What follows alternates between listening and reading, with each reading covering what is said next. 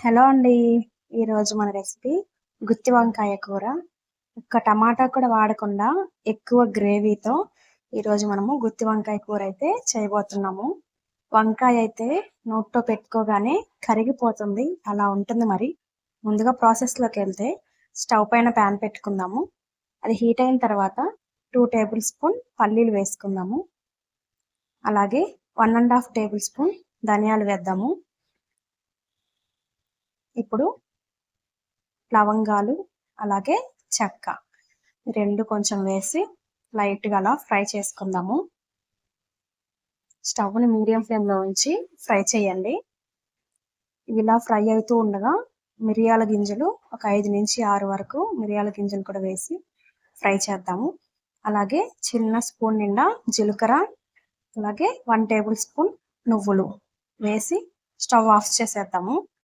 ఈ నువ్వులు కొంచెం చిటపటలాడిన తర్వాత కలర్ కూడా చేంజ్ అయిపోతాయి. ఈ విధంగా కలర్ చేంజ్ అయిన తర్వాత చిన్న కప్పు నిండా కొబ్బరి ముక్కలు, అలాగే ఒక 7 నుంచి 8 వరకు వెల్లుల్లి రెబ్బలు వేసి వేయించుకోవాలి. ఇవి ఇలా వేయించి చల్లారిన తర్వాత మిక్సీ జార్లోకి తీసుకొని కొంచెం చింతపండు వేయాలి. అలాగే 1 స్పూన్ కారం వేద్దాము. 1/2 టేబుల్ స్పూన్ పసుపు వేద్దాము. రుచికి సరిపడా ఉప్పు, అంటే మీరు కొంచెం వేసుకోండి, తర్వాత మనము టేస్ట్ చేసి చూసుకుందాము. ఇప్పుడు మెత్తగా పేస్ట్ లాగా అయితే పట్టేసుకుందాము. నీళ్ళు అయితే ఎక్కువ వేయకుండా ఇలా గట్టిగా అయితే పేస్ట్ లాగా పట్టుకోవాలి. చూడండి, ఈ విధంగా గట్టిగా ఉండాలి. మసాలా కూడా మెత్తగా మెదిగిపోవాలి. అలాగే వంకాయలని నీటిలో శుభ్రంగా కడిగి ఇలా అయితే కట్ చేసుకోవాలి. గుత్తి వంకాయ కూర కంటే అందరికీ తెలిసిందే వంకాయలని ఇలా కట్ చేసుకోవాలని. ఈ విధంగా కట్ చేసుకున్న తర్వాత తొడయాలు కూడా కొంచెం కట్ చేసి పక్కన పెట్టుకుందాము. ఇప్పుడు మనం మిక్సీకి పట్టుకున్న మసాలా ఉంది కదా, అది కూడా వంకాయలకైతే పెట్టేద్దాము. ఈ విధంగా వంకాయలు మొత్తానికి మసాలా పట్టించేసి ఇప్పుడు మిగిలిన మసాలా ఉంది కదా, అది కూడా పక్కన పెట్టేద్దాము. అలాగే స్టవ్ పైన ప్యాన్ పెట్టి అది హీట్ అయిన తర్వాత ఆయిల్ కొంచెం ఎక్కువే వేయండి. గుత్తి వంకాయ కూరకి ఆయిల్ కొంచెం ఎక్కువే ఉండాలి. ఒక చిన్న బిర్యానీ ఆకు వేసి అలాగే 2 మీడియం సైజు ఉల్లిపాయలు కూడా కట్ చేసి అందులో వేసుకుందాము.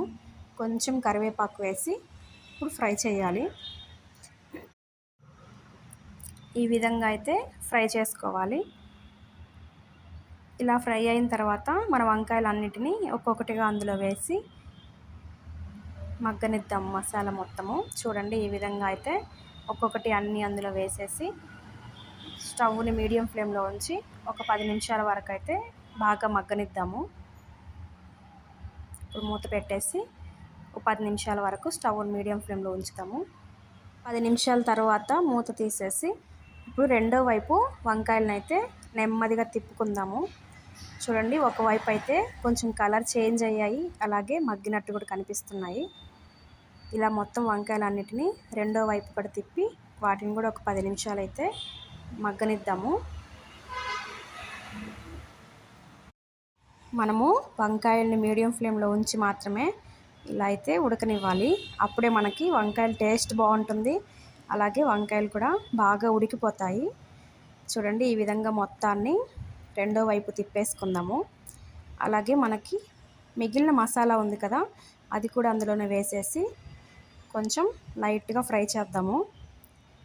చూడండి, ఈ విధంగా ఫ్రై చేసిన తర్వాత కొంచెం నీళ్ళు మిక్సీ జార్లో పోసి ఆ నీళ్ళు మొత్తం ఇలాగా వంకాయల పైన వేసి బాగా మిక్స్ చేయండి. ఉప్పు సరిపడా ఉందేమో ఒకసారి టేస్ట్ చేసేసి స్టవ్ని మీడియం ఫ్లేమ్లో ఉంచి ఇలా మూత పెట్టేయండి. ఒక 15 నుంచి 20 నిమిషాలకి మనకి వంకాయ కూడా ఉడికిపోతుంది. నూనె మొత్తం ఇలా పైన తేలిపోతుంది. చూడండి, వంకాయ కూడా చూడండి ఎంత బాగా ఉడికిందో. అంతే, ఇప్పుడు స్టవ్ ఆఫ్ చేసి కొంచెం కొత్తిమీర వేసేయండి. ఈ గుత్తి వంకాయ కూర వైట్ రైస్లోకి కానీ లేదా చపాతీలోకి కానీ టేస్ట్ అయితే మీకు చాలా బాగా నచ్చుతుంది. ఈ వీడియో మీకు నచ్చినట్లయితే సబ్స్క్రైబ్ చేయండి, అలాగే లైక్ చేయండి, మీ ఫ్రెండ్స్ అండ్ ఫ్యామిలీ మెంబర్స్కి షేర్ చేయండి.